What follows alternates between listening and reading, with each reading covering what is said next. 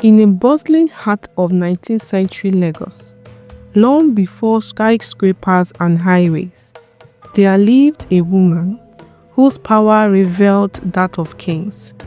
Her name was Madam Efironye Tinubu, a woman of fire, ambition, and destiny.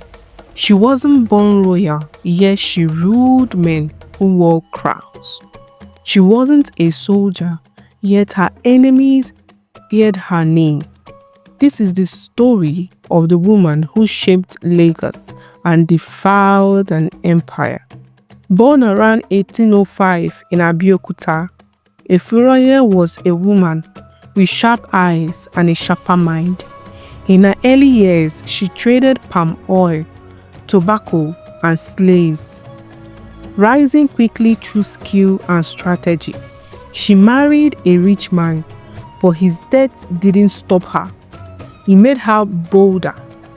In a world where women were expected to stay silent, Efironye Tinubu built an empire of her own. When she married Oba Adele, the king of Lagos, her influence exploded. She wasn't just a queen, she became a kingmaker. Traders and chiefs sought her favor. Soldiers protected her, and her business reached across the seas. But power attracts enemies, and soon betrayal came knocking. When Oba Adele died, her rivals in Lagos turned against her. They accused her of being too powerful, too ambitious. She fled to Abeokuta, her homeland, but she didn't go quietly. In Abeokuta, she rebuilt everything, stronger than before.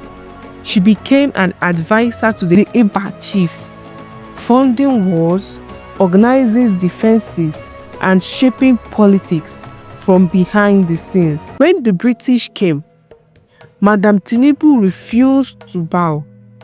She saw how they controlled trade and took over cities. She called them liars, with gifts in their hand. When they tried to force her into unfair treaties, she said, "I have always been a ruler among my people. I will not be a servant in my land." Her defense made her a symbol of resistance and a threat to the British crown, power, loss, and legacy. Madam Tinubu died in 1887, but her legacy still breathes through the markets and streets that bear her name. The famous Tinubu Square in Lagos stands as a monument to her strength. She was not perfect. She traded in slaves and fought ruthlessly for power. But she was a woman who refused to be ordinary.